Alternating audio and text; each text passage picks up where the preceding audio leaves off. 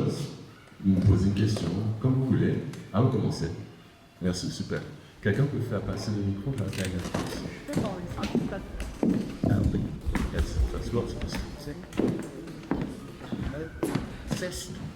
D'abord, merci d'être venu jusqu'à nous qui sommes ici, apparemment les deux intervenants nous acquittent, même si vous devez se manière plus souvent ici que nous là-bas. D'abord, merci.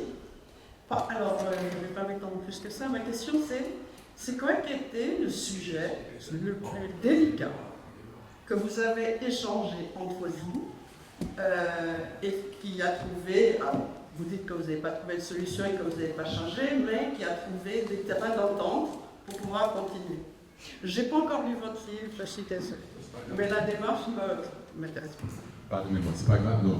Est-ce que vous pouvez répéter votre question? Parce qu'à un moment donné, quelqu'un qui a parlé, je n'ai pas entendu le terme. Ma question c'était, quel était le sujet le plus délicat que vous ayez abordé? Alors, quand je dis délicat, vous voyez, vous êtes plus souvent posé, et sur lesquels vous avez trouvé, ne serait-ce qu'un minimum de sujets d'entente, qui serait, genre, ok, j'ai compris, mais je ne suis pas d'accord, mais peu importe, quoi. Alors, merci pour votre question, merci beaucoup. Je peux d'ores et déjà vous dire que même si le très tendu entre nous, c'est par rapport aux réparations. Moi, je suis très tendu, parce que la discussion, c'était particulier. C'est là que j'ai senti qu'il y avait de l'émotion, de la tension. Voilà, c'est ça que je me rappelle. C'était le sujet en question. Je sais pas si Est-ce que vous disiez? Ah d'accord, oui, d'accord, c'est vrai. Écoutez, c'est-à-dire que le sujet des réparations dans des sociétés nées de l'esclavage est un sujet central, c'est un sujet qui me semble intéressant et pertinent. Ce sont des sociétés qui ont beaucoup produit de la richesse. Donc c'est un débat que j'aborde, non pas de façon militante et passionnée, mais c'est un débat scientifique qu'il y a. Il y a des gens qui ont écrit dessus, donc on a lu. Il y a tout un mouvement mondial autour de ces questions. Donc ce sont des choses que la sociologie, que le droit définit bien. Donc je n'ai pas abordé cela de façon sentimentale avec dire, oh là là, comment ça, des personnes qui, là, n'ont, entre guillemets, n'étaient pas là quand le film est arrivé. J'ai abordé ça de façon très intellectuelle. Mais je me rappelle qu'il y a eu un reportage qu'on a regardé. Et dans ce reportage, Emmanuel me disait, on parlait de cet homme du moins.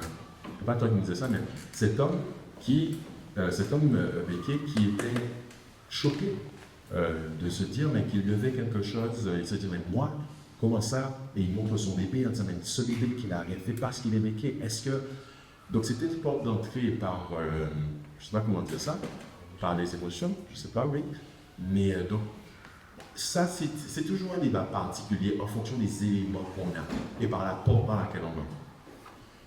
Mais on a réussi quand même à échanger le choc. Oui, alors je ne me souviens plus trop ce qu'on s'est dit sur le fond, mais c'est vrai que oui, là-dessus on était il y a eu une discussion qui a été assez loin de mémoire. C'est vrai que s'il y avait de l'émotion, c'est parce que ce sujet, dès lors quand il est traité, en tout cas en ma présence, c'est-à-dire qu'il y a un prérequis qui est immédiat, qui consiste à me mettre dans le camp de celui qui va réparer. Donc il y a ce prérequis qui me met en position de coupable. Et c'est vrai qu'à partir de là, forcément, par émotion, je réagis parce que il faut accepter de porter le manteau du coupable que j'estime ne pas avoir apporté. Pour autant, cette question, si elle doit être traitée, faut-il revêtir ces habits-là? C'est ça le fond de la question. Et c'est vrai que c'est une question complexe, les réparations. Effectivement, Steve l'a dit, il y a des réflexions qui sont menées. Il y a des responsabilités autour de la question qui sont extrêmement élargies et qui mettent au même rang aussi bien des acteurs d'Afrique que des commerçants, que des transporteurs, que des États et que des exploitants. Donc vous voyez, ce n'est pas un sujet simplement de qui va réparer. Si on va rentrer réellement dans la réalité de cette question, il faudra l'honnêteté de tout mettre à plat et éviter d'amorcer cette discussion en laissant entendre qu'il y a deux camps et que l'un qui va débattre est forcément mis dans le mauvais camp. Là, c'est sûr que la discussion devient compliquée quand elle commence sur ces bases-là. Mais je pense qu'on a quand même dit des choses, on a quand même bien élaboré, enfin, on a développé la question. On a aussi évoqué l'idée, des idées qui sont peut-être pas faciles à entendre, mais selon lesquelles, depuis l'abolition de l'esclavage en 1848 jusqu'à aujourd'hui, il y a eu des étapes qui ont été franchies. Peut-on appeler ça réparation? On peut le mettre au crédit quand même d'une démarche d'État. Donc, vous voyez, le sujet est quand même très complexe, mais il faut aborder ça en honnêteté et non pas de manière linéaire comme souvent ce sujet est abordé. Oui, c'est une question importante. C'est une question importante et complexe qui pose la question de la dette. Qu'est-ce qu'il y a à réparer? C'est, comme tu dis, il ne suffit pas de possibilité. La première fois que je suis intervenue en Martinique en public, c'est créé pour ceux qui connaissent la Martinique sur la place de la Savane, dans le cadre du festival culturel. Responsable qu'elle appelle le Sénat, le festival culturel du Fort-de-France. Il y avait eu des événements sociaux en 2009 en Martinique, et en 2010, elle me demande est-ce que vous pouvez nous rendre compte un peu de quoi les béquets sont, de quel malaise, quel est le nom du malaise, comment on peut parler du malaise dont les béquets portent le nom dans notre société martiniquaine. Parce que tout était de la faute des béquets, tout était. Donc, je pense que l'un des films que j'ai en termes de titre que j'ai donné à mon intervention ce soir-là, qui était public, il ne va pas s'inscrire, c'était public, c'était les béquets, deux points, maître et père, point d'interrogation. Donc, ce que j'ai développé, que je ne vais pas développer maintenant, c'est le fil qui m'a paru, qui me paraît très important, c'est sur la question du nom, de la transmission du nom de famille. Vraiment. Ça, c'est une question qui reste question, puisque ceux qui font partie de ce groupe de Kate ne transmettent pas leur nom. Ce n'est pas qu'ils n'ont pas de relation avec des femmes qui n'ont pas la peau de la même couleur qu'eux, mais ils ne transmettent pas le nom des femmes qui ont, aux enfants qu'ils ont, avec des femmes qui n'ont pas la même couleur. Donc ça nous introduit à la façon dont on est nommé. C'est à partir de ce qu'on voit de nous. Et ce n'est pas seulement à ce qu'on voit de nous, puisque ce n'est pas une question de vision, c'est une question de regard. C'est le regard qu'on porte dans ces sociétés qui sont nées, qui ont été fondées par un esclavage. Ce n'est pas la première fois dans l'humanité qu'il y a eu des esclaves. Hein. Mais cet esclavage-là, c'était un esclavage racialisé. Puisque tous les esclaves, les hommes et les femmes qui ont été réduits en esclavage, venaient d'Afrique. Donc, du coup, c'est les maîtres qui venaient de France continentale, et tous les esclaves, après la peau d'une autre couleur, donc les peaux étaient différentes. Et je vais passer la parole à l'une des personnes qui est là aujourd'hui, c'est Myriam Cotias, c'est historienne, et Myriam a participé à un séminaire que je faisais, j'étais partie à Paris, où Myriam nous a parlé de la lettre, une lettre qui a été envoyée à un administrateur, tu vas le dire.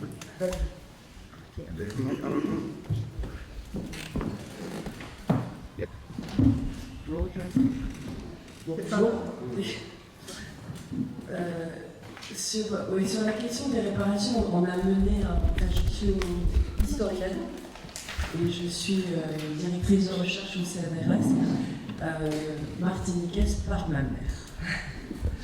On a mené une enquête sur la question des réparations pendant 4 ans avec une équipe qui était à la fois de sociologues, de politistes, d'historiens, où on a fait 2 choses.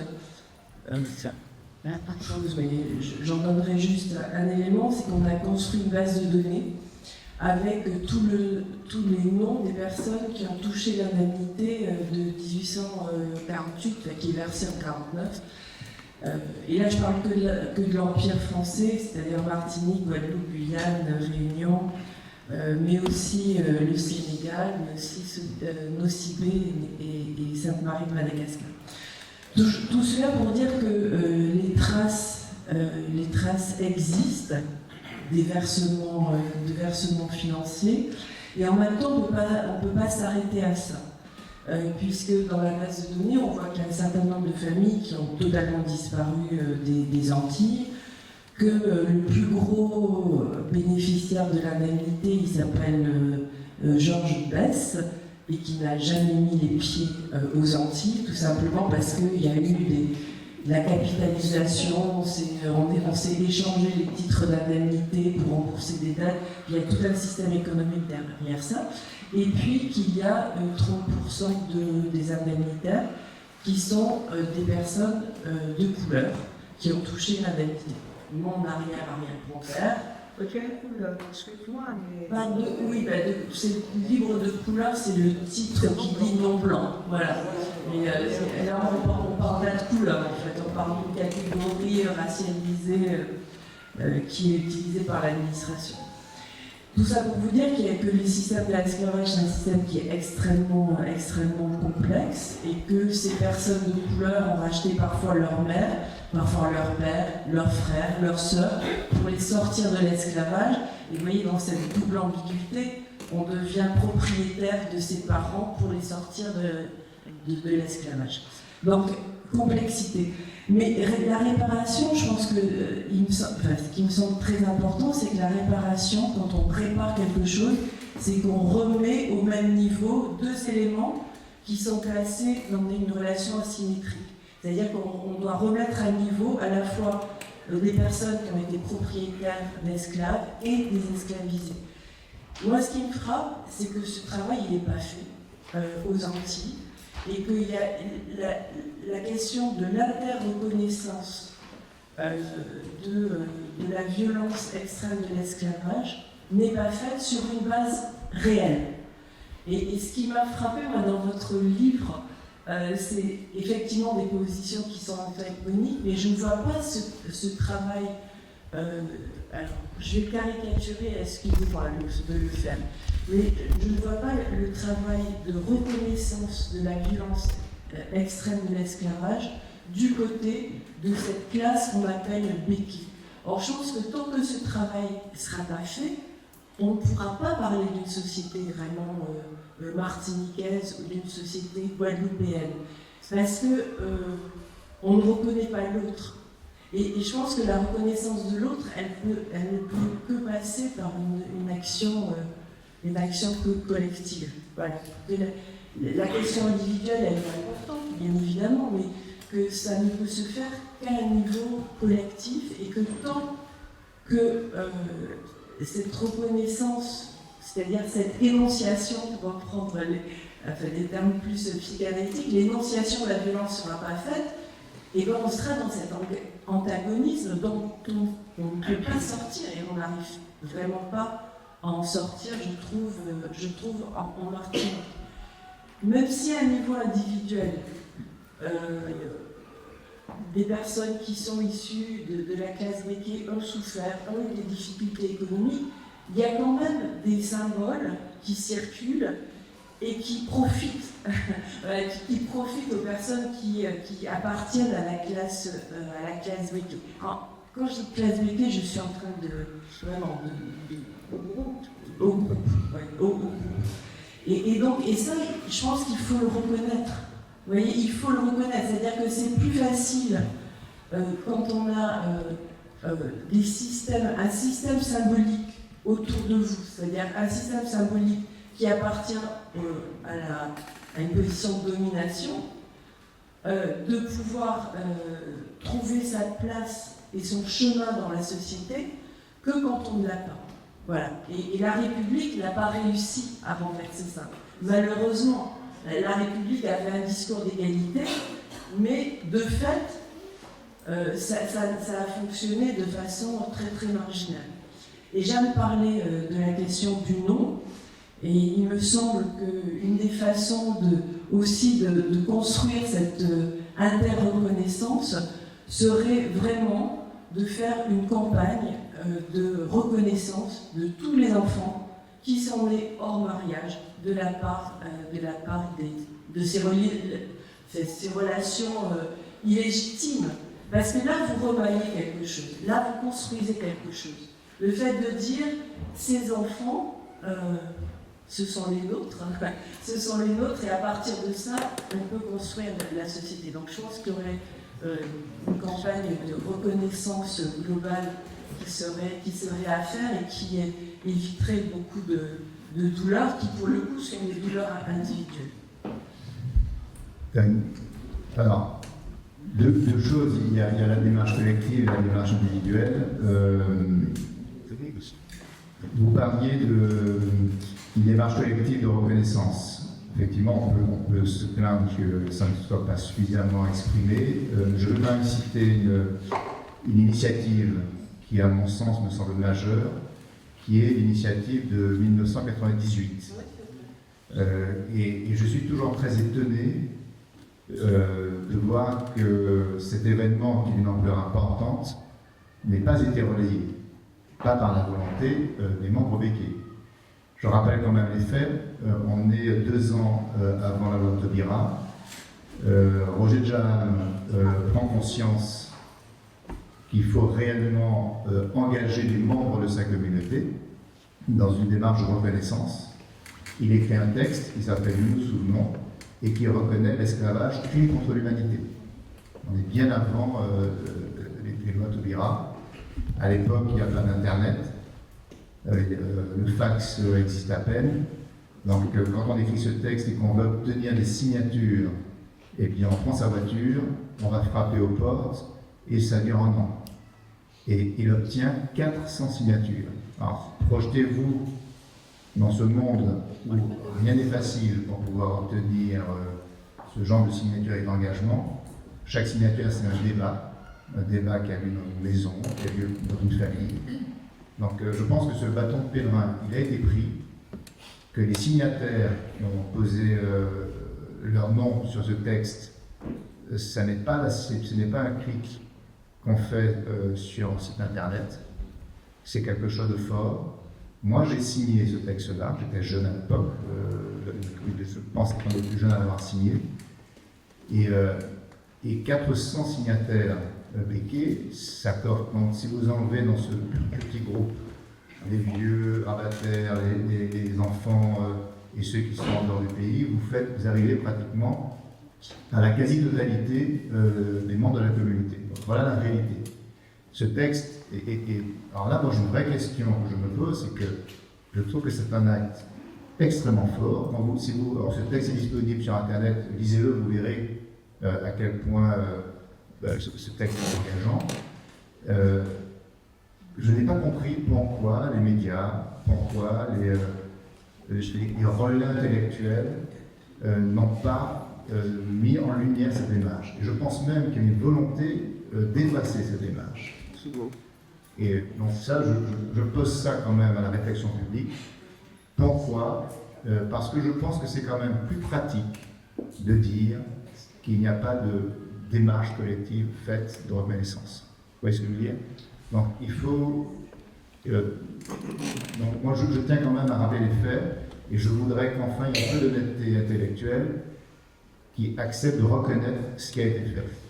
De la même manière, le geste symbolique qui a été critiqué parce qu'on voit souvent le verre à moitié vide, mais moi que je veux valoriser entre Aimé Césaire et Bernard Ayeult autour du Port-Baril, qui est un acte fort, il faut le prendre pour ce qu'il est.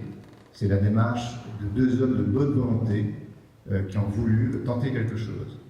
Pourquoi ce geste est-il, dans le meilleur des cas, effacé, dans le pire des cas, décrié? Bon, et je peux en citer d'autres, des événements. Ça n'est jamais suffisant. Il faut en effet ne jamais relâcher la pression parce que il faut toujours aller de l'avant. Il y a la démarche collective, mais qui en réalité atteint vraiment ses limites. C'est pour ça, c'est là-dessus que j'ai un petit désaccord avec vous, parce que moi je crois qu'un groupe ou qu'un collectif finalement n'engage rien, parce que la personne, le décideur c'est la personne. Et souvent quand on dit les béquets devraient faire ceci, ou quand on dit tel groupe devrait faire cela, en réalité ça signifie à dire que personne n'a à prendre l'engagement de faire quoi que ce soit. Parce que les béquets, ça n'existe pas. Je suis désolé de vous le dire, les béquets, ça n'existe pas. Il y a des béquets, il y a des gens, il y a des bonnes volontés qui peuvent entraîner par leurs initiatives d'autres personnes. Donc ça, c'est des faits d'entraînement. Mais si vous attendez que les béquets fassent quelque chose, eh bien, dans 200 ans encore, on sera là à attendre que ça vienne, parce que les béquets, c'est qui? Quand on pose le problème comme ça, vous êtes certain qu'il n'y aura aucune action. Bernard Ayeult n'est pas les béquets, c'est Bernard Ayeult. Quand il plante le Port-Baril, c'est Bernard Ayeult qui plante le Port-Baril avec Aimé Césaire. Après, que ce geste soit inspirant et donne envie à d'autres de se mettre dans son sillage, tant mieux. Mais c'était d'ailleurs un des éléments de notre débat, c'est la force de l'engagement personnel qui doit faire bouger les lignes.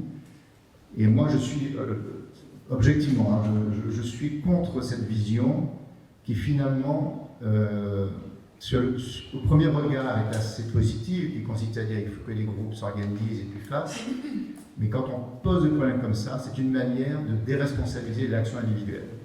Et, non, mais je suis d'accord avec toi, Emmanuel, parce que sur la question du don, ce n'est pas possible de poser la question au niveau d'un groupe.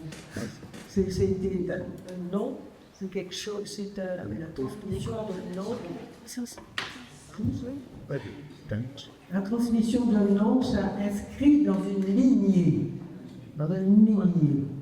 C'est les reconnaissances collectives, elles ont été faites au moment de l'abolition de l'esclavage. Mais avec l'attribution de noms, ça inscrit la base. Bon. Mais un nom de famille, et ça je n'ai pas découvert mon expérience à partir de mon expérience de psychanalyste, un nom de famille, ça fonde la place d'un enfant, le nom lui a été transmis. Je pense qu'attendre que ce soit le groupe des béquets qui fasse une démarche pour se reconnaître, alors là je suis d'accord avec toi, c'est une façon d'escamoter la responsabilité que prend un être humain, chacun, en transmettant son nom. Ouais. Sur les noms, là aussi je pense qu'il faut être un peu mieux. Je pense que c'est vrai, cette question de... On évoquait ça tout à l'heure en off. J'entends souvent dans le milieu des béquets la phrase suivante, ton nom ne t'appartient pas.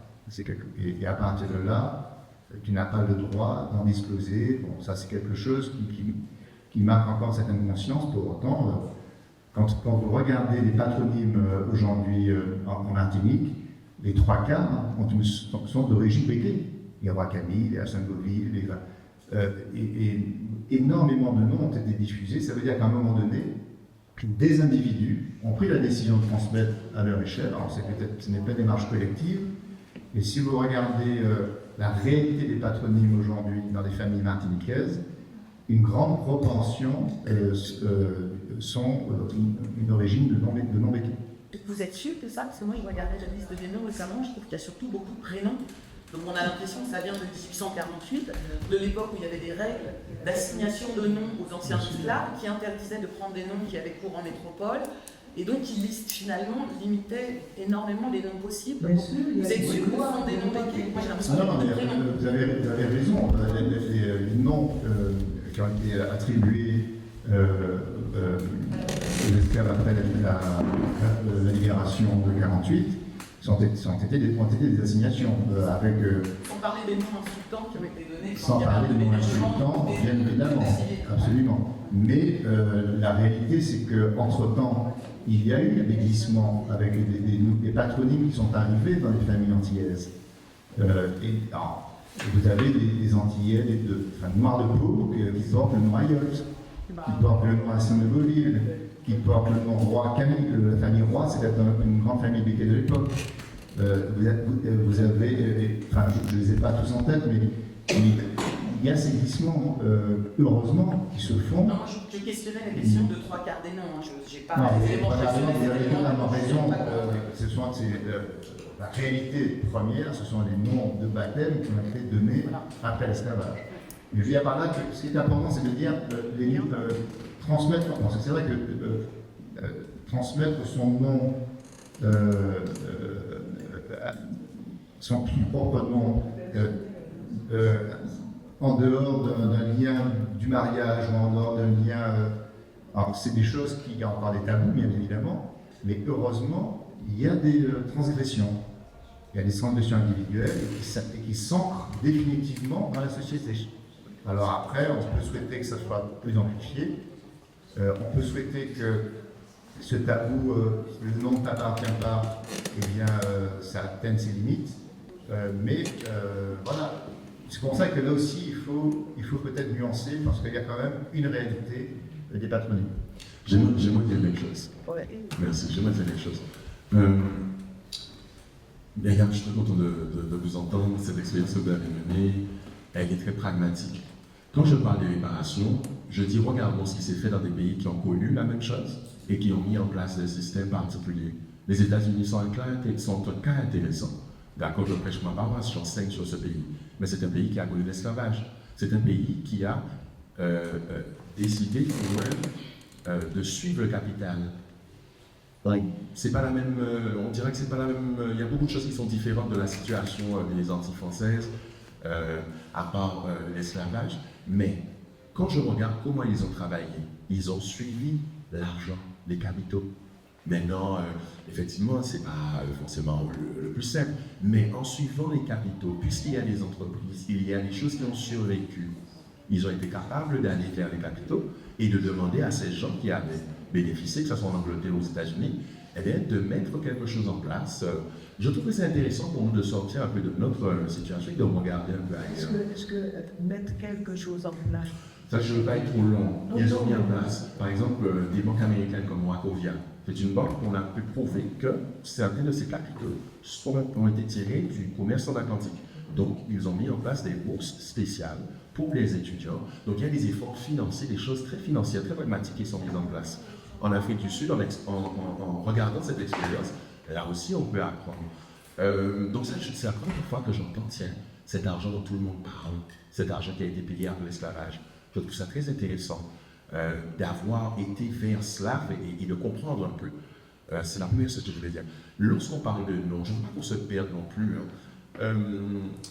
Ce que beaucoup de Martiniquais reprochent aux personnes béquées, c'est d'avoir pu maintenir leur pouvoir et leur position de domination, malgré les changements et les ruptures politiques. Donc quand les Martiniquais disent les béquets, ils savent un peu de qui ils parlent, même si philosophiquement, ça vient à réduire les personnes qui font partie de ce groupe social. Mais quand le Martiniquais ordinaire vous parle des béquets, il sait de qui il vous parle. Il est capable de vous dire, par exemple, il y a 30, 40 ans, ma famille a vécu telle et telle chose par rapport à telle famille béquée. C'est pour ça que je ne les aime pas, ces gens. C'est-à-dire qu'ils sont capables d'aller vers des choses très concrètes. Et lorsqu'ils parlent des béquets, ils parlent surtout de la force économique. Les gens parlent de la force économique des lobbies béquets qui existent. C'est-à-dire que c'est un des groupes de personnes qui défendent les intérêts. C'est des choses concrètes, c'est des choses qui existent aussi à notre niveau sur d'autres questions. On s'organise pour défendre nos intérêts. Cette organisation, cet effort-là, il est là. Et bon, je ne suis pas non plus complotiste, mais il ne faut pas qu'on me dise qu'il n'y a pas des gens qui se sont organisés au fur et à mesure des décennies pour défendre les intérêts des personnes vécues. Maintenant, l'expérience avec Emmanuel m'a appris, parce que j'étais ignorant, l'expérience m'a appris qu'il y a une condition béquée, il y a des conditions béquées différentes. Et ça, je l'ai appris, ça m'a aidé, ça a enrichi ma réflexion. Comment Emmanuel a grandi? J'ai vite fait Emmanuel, je l'ai mis dans un sac de personnes béquées, bourgeoises qui a grandi à Béqueron. Emmanuel m'a expliqué, moi je suis né dans les années 50. Je suis né dans les années 50. Moi j'ai grandi au Montagouin. Mon père, voilà, la condition de l'exercice, je l'ai perdu à tel âge. Je suis parti faire des études. J'ai payé comme ci, comme ça. Ça a fait tomber quelques clichés. Mais ce que je veux dire, c'est que les Martiniquais ordinaires, on va dire, sont Martiniquais ordinaires. Monsieur, madame, tout le monde. Quand je discute avec eux, vous discutez avec eux. La sagesse populaire va éclaircir certaines choses, même si dans ces discours, il y a des rigidités qui sont dangereuses. Je le reconnais.